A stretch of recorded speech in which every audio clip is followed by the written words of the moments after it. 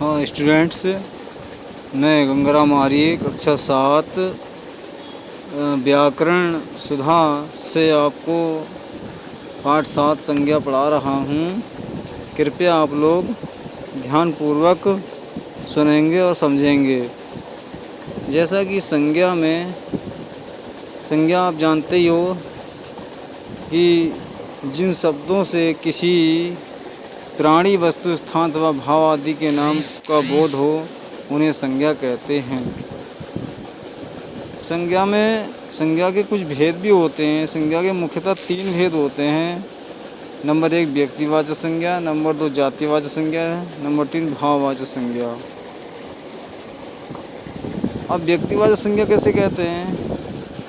व्यक्तिवाचक संज्ञा किसी विशेष व्यक्ति, वस्तु अथवा स्थान के नाम का बोध कराने वाले शब्दों को व्यक्तिवाचक संज्ञा कहते हैं।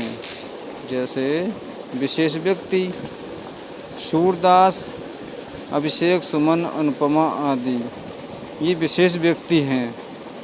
और विशेष वस्तु गीता, कुरान, बाइबल, रामायण आदि जो विशेष होते हैं उनको ही विशेष वही व्यक्तिवाचक संज्ञा में आते हैं। अब विशेष स्थान देख लीजिए, जैसे मैसूर, गांधी चौक, सोनीपत, रामलीला ग्राउंड आदि ये विशेष स्थान है। तो स्टूडेंट ये व्यक्तिवाचक संज्ञा में ये चीज़ें आती हैं, इसलिए आप ध्यान रखेंगे व्यक्तिवाचक संज्ञा किसे कहते हैं।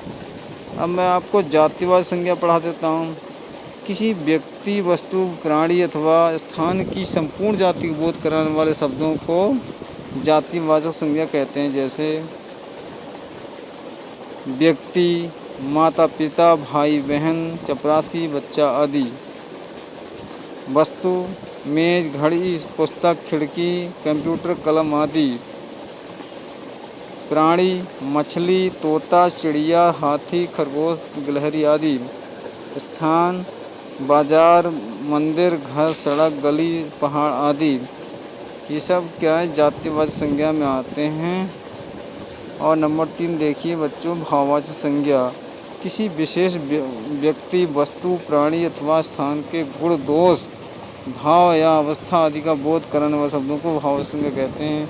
जैसे गुण, बड़प्पन क्या है, गुण में आता है। वीरता किस में आती है, गुण में। दया, ईमानदारी, मिठास आदि ये सब गुण में आते हैं। अब दोष देखिए, हिंसा, चोरी, बेईमानी, कायरता, नीचता आदि ये सब दोष होते हैं। ये सब भाववाचक संज्ञा में आते हैं। अब अवस्था देखिए, जैसे बुढ़ापा सभी को ही आता है। जवानी सबके पास आती है। बचपन तो शुरू में ही होता है। यौवन जवानी होती है। और शैशव ने बचपन होता है। ये सब किस में आते हैं, अवस्था में होते हैं। ये इंसान की जो है ये सब अवस्था होती हैं, इसलिए ये सब भाववाचक संज्ञा में आते हैं। तो स्टूडेंट, मैंने आपको ये एक पेज पढ़ाया है। इसी पेज को आप लोग अपने मोबाइल से बार बार देखेंगे और समझेंगे। और नेक्स्ट दिन मैं आपको जो है दूसरा पेज पढ़ाऊँगा। कृपया आप लोग इसी को समझेंगे। धन्यवाद।